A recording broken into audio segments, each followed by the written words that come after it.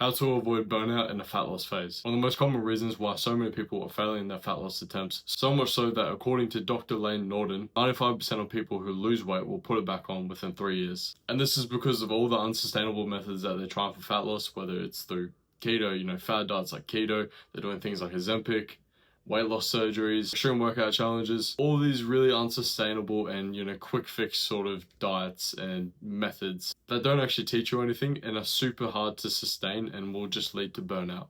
And before you think like, oh, am I failing because I'm lazy? No, it's literally because, as I said, these are so unsustainable that most people, well, going back to the 95% statistic before, cannot sustain these habits and these fad diets and these really unsustainable methods of fat loss. And the thing is, these things don't even actually guarantee fat loss. You can get much better results with a proper plan as long as you know what you are doing. So that's what I want to talk about today, an approach that actually works, that is going to be sustainable and will make you avoid burnout, which is only going to help you maintain your results so you don't become a part of this 95% statistic. We use a couple of key sustainability strategies on our program, so I just want to run through these first because they are really important and will help you avoid this burnout. So we've got our first one, which is our 20-cent shop approach. So essentially our 20-cent shop approach is when you take your calories, so say your daily calorie goals are 2,000, 80% of this is going to be used on foods that support your nutritional goals, while the other 20% is going to be used on foods that don't support nutritional goals and are more so your favorite foods. This way it allows a good portion of your favorite foods like chocolate, ice cream and all this stuff daily without overdoing it, and it stays within your calorie goals. And that way that 80% is more than enough if you're choosing the right foods to still hit your protein goals and all your other nutritional goals. And when I say this 80% has to be foods that support nutritional goals, it does not have to be steak and eggs and avocado. It does not have to be whole foods. Obviously that is preferred. If you can do that, then great. It's better for you, right? But I understand that people are busy and they cannot be, making a meal on a wooden chopping board, steak, perfectly cooked steak with avocado, eggs and all this stuff, right? I know it's not absolutely achievable for everyone. You're also busy, things are going on.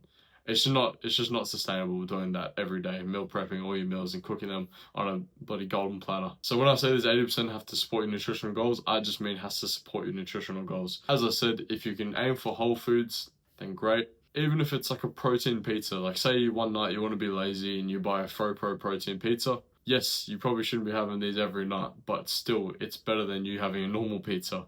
Having a healthy alternative which still tastes great and will treat your cravings of pizza while staying within your calorie and your nutritional goals. Using this approach will also prevent that sort of all or nothing thinking, because it's allowing you to still have your favorite foods. You're still going to see results as long as you're doing everything right. And it makes you think less of this all or nothing approach where you have to be absolutely perfect to get results, because you'll be getting results while still eating chocolate and ice cream daily and your favorite foods. The next one I want to talk about is our Calorie Booster Approach. So essentially when we're in the lead up to social events or weekends, because weekends and social events are always going to be there, weekends are always going to be filled with temptations and social events essentially. So in the lead up to these meals out, we like to do some calorie boosting, which is essentially during the week, say your calorie goal is 2,000. If you want some extra calories for a certain event, let's say you have your mate's birthday on a Sunday night and you need like an extra 600 calories just to allow for like 2 or 3 drinks or 3 or 4 drinks. That means during the week from Monday to Saturday in the lead up to that Sunday event, you're just going to cut your calories by 100. It's a very small sacrifice. It's very doable. And it's going to help you save up 100 calories each day in the lead up to Sunday. And if you do 6 times 100, Monday to Saturday times 100 calories saved each day, you're going to have an extra 600 calories on top of your normal calorie goal. You can even save even more calories with this stuff, but I wouldn't recommend going anything more than dropping your calories by more than 200 daily. But this is a very, very helpful approach, especially if you're someone who just likes to have like a bit of a weekend reset or like a Sunday, Saturday reset, where you just have one day where you can just eat a few more calories. Trust me, it does help, especially after a week of doing good tracking, training, and being good with your nutrition, etc. It's not a bad thing to still have these extra calories on one day. It's just a nice little reward and it sort of refreshes you for the week coming. The next thing I'm going to talk about, it's not one of our approaches, but it's actually training smarter and not harder. A lot of people think that they have to exercise their way into fat loss, which is very unsustainable. It's going to burn you out by just doing cardio every single day for an hour at the most intense pace that they possibly can. This is what a lot of people try when they're just starting out at the gym, or they expect too much of themselves in terms of getting to the gym every day, when realistically they've never even been consistent with going once a month to the gym. So what makes you all of a sudden think 5 days is going to work, right?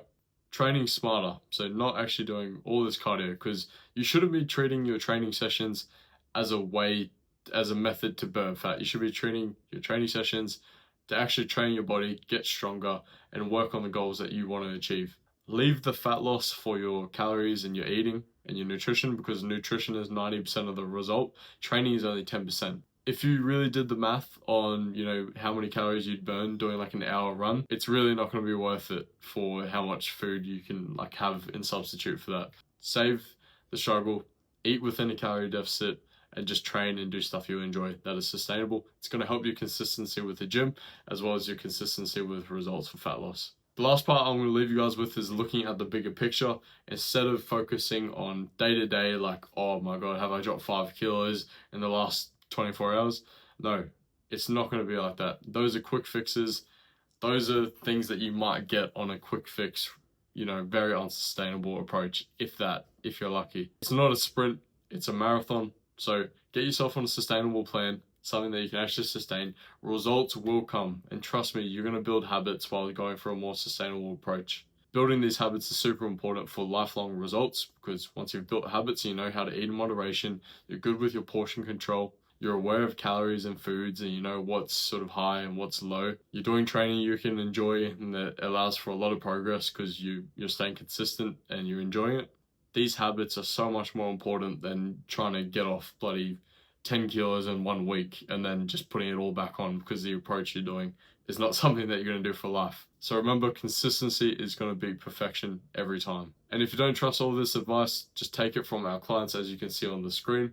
They've been following this exact advice that I've given you guys today and more, of course, in the program. And it has helped them all lose 5 to 10 kilos in the first 90 days on the program without having to cut out their favorite foods or social events. So if you want results like this as well, go to my Instagram at landonquinn.coaching and just comment or DM me the word burnout and we'll get in touch with you.